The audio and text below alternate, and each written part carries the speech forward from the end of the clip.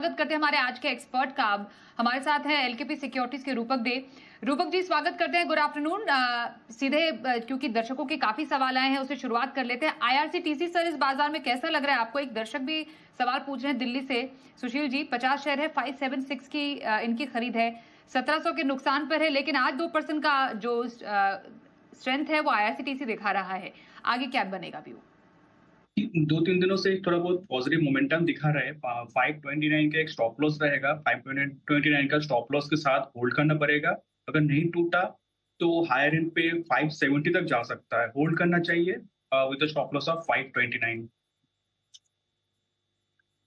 Okay, तो 529 का एक स्टॉप लॉस के साथ यहाँ पर आपके लिए होल्ड करने की सलाह आ रही है आईआरसीटीसी में। तो यहाँ डेफिनेटली आप ये स्ट्रैटेजी अपना सकते हैं इस स्टॉक में।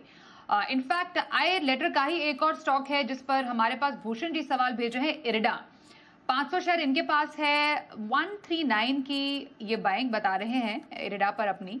यहाँ पर भी व्यू दीजिएगा। ये दर्शक भी नुकसान में है, पर अगेन आज के इस बाजार की तेजी में इरिडा भी कंट्रीब्यूट करता नजर आ रहा है 1% की स्ट्रेंथ के साथ। बताइए, अब तो स्टॉक में थोड़ी आज के सत्र में तेजी जरूर नजर आ रही है। इनको अभी फिलहाल क्योंकि नुकसान है, क्या करें? होल्ड करना बेटर? जी देखिए, 2 साल से इसमें करेक्शन हो रहा है। Continuously lower top lower bottom formation बनाते हुए नीचे आ रहे हैं और सिग्निफिकेंट करेक्शन के बाद एक बार एक मोमेंटम दिखा रहा है कि रिकवरी आए। मैं ऐसा नहीं बोल रहा कि कंप्लीट रिवर्सल होकर लाइफ टाइम हाई पे जाएगा, बट मुझे लगता है कि यहाँ से एक सिग्निफिकेंट रिकवरी आ सकता है। तो स्टॉक का भी 119 का स्टॉप लॉस से होल्ड करना चाहिए। हायर एंड पे 140 तक जा सकता है।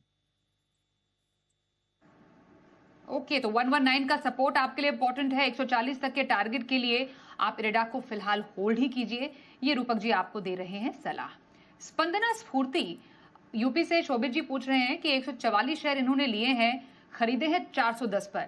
काफी ज्यादा इनकी खरीद प्राइस से स्टॉक नीचे आ गया है। 215 के पास कारोबार करता, लेकिन आज तो लगभग ऑलमोस्ट 1.5% की स्ट्रेंथ जरूर दिखा रहा है, पर क्योंकि ऊंची बाइंग है तो 28,000 का नुकसान भी है।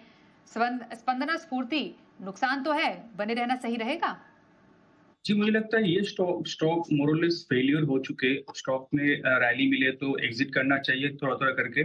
जैसे कि अभी फिलहाल मोमेंटम पॉजिटिव है, तो पॉजिटिव मोमेंटम का फ़ायदा लेते हुए जैसे ऊपर जाता है 240, 250 के आसपास पोजीशन थोड़ा कम कर लीजिएगा। ओके, तो ये आपके लिए राय आ रही है स्पंदना स्फूर्ति पर, जो कि रूपक जी हमें दे रहे हैं इस स्टॉक पर। आइए आप आगे बढ़ते हैं। ग्राहकों के हित से जुड़ी जी बिजनेस की एक और बड़ी खबर पर लगी है मोहर। आरबीआई डिजिटल फ्रॉड को रोकने के लिए बड़े बदलाव कर सकती है। पूरी डिटेल्स और डिटेल में लेते हैं एकता सूरी से।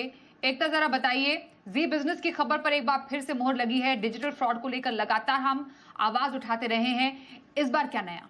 जी बिल्कुल, यहाँ मैं ये कहना चाहूँगी कि हमने जो है कि आरबीआई किस तरह से डिजिटल पेमेंट्स का इकोसिस्टम और स्ट्रॉन्ग कर सकता है, हमने ये खबर जो है 9 दिसंबर को दिखाई थी और आज आरबीआई ने एक डिस्कशन पेपर फ्लोट किया है जिसमें 4 जो है बड़े पॉइंट्स हम देख सकते हैं जो कि डिजिटल पेमेंट्स के इकोसिस्टम को जो है स्ट्रॉन्ग करेंगे। सबसे बड़ा पॉइंट ये है जिस पर आरबीआई विचार कर रहा है वो ये कि अगर आप 10,000 से ज्यादा की ट्रांजैक्शन कर रहे हैं तो उस ट्रांजैक्शन को 1 घंटे के लिए स्लो डाउन कर दिया जाए और उस 1 घंटे को आप समझिए कूल ऑफ पीरियड है। अगर किसी को स्ट्राइक करे कि उसने पेमेंट जो है किसी स्कैमस्टर को कर दी है तो 1 घंटे में अपनी पेमेंट जो है रोक सकता है।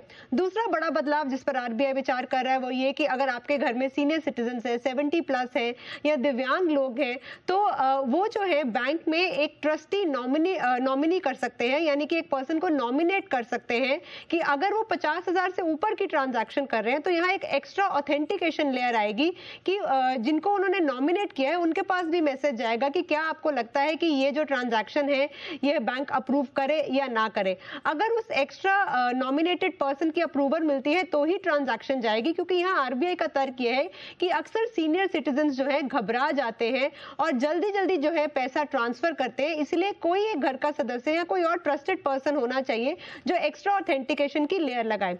तीसरी यहाँ पर हम बड़ी चीज देख रहे हैं वो ये कि भले ही आपका यूपीआई हो या बैंक अकाउंट हो, वहां पर आप आपको ऑन ऑफ स्विच जो है वो मिलेगा। ये बहुत जगह लागू भी हो चुका है और इसके पीछे की वजह यह है कि बहुत बार ऐसा देखते हैं कि किसी को एक एसएमएस आता है जैसे कि आपके पैसे अकाउंट से जो है डेबिट हो गए और उसके बाद लगातार एसएमएस आते रहते हैं। यहाँ पर जो है पर्सन जिसका भी अकाउंट है वो सचेत हो, वो उसी समय तुरंत भले ही यूपीआई हो या बैंक अकाउंट हो उसको स्विच ऑफ कर दे ताकि कोई भी आगे ट्रांजैक्शन ना हो।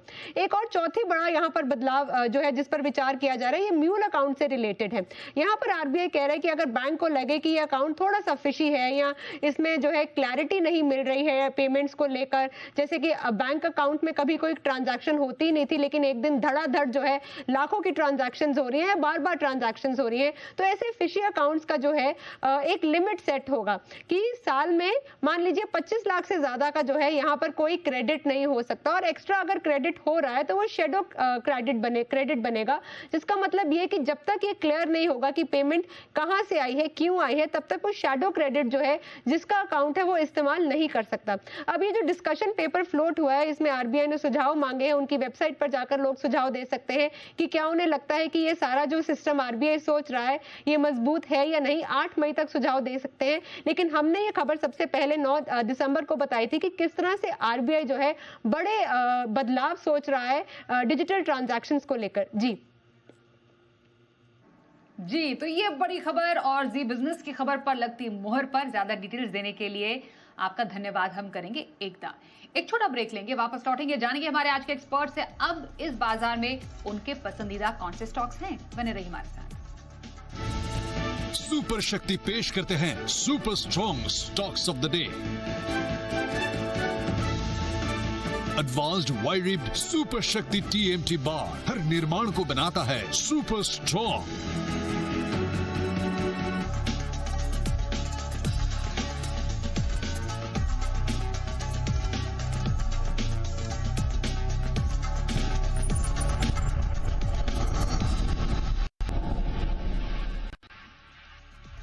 जान लेते हैं कि इस बाजार में कौन से स्टॉक्स पर रखें अब आप खास नजर। रूपक जी से जानते हैं उनकी पसंद, क्या पसंद आ रहा है सर आपको?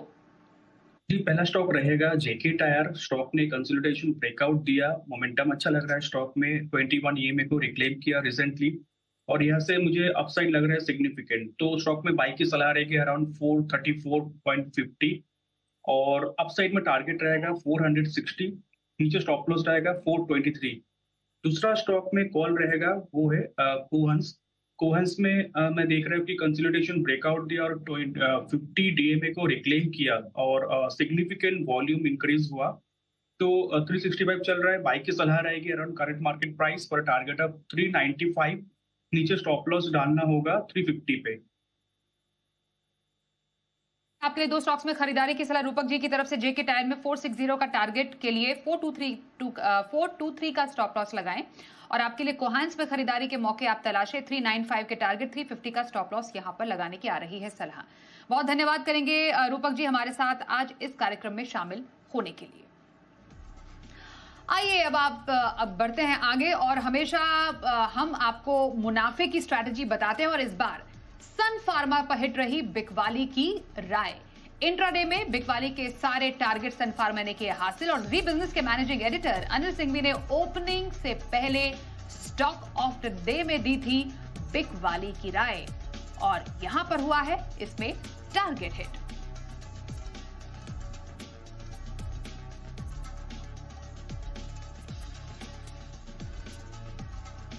थोड़ा ब्रेक लेते हैं, बाजार का तमाम अपडेटेड एक्शन आगे भी जारी रहेगा, देखते रहिए जी बिजनेस।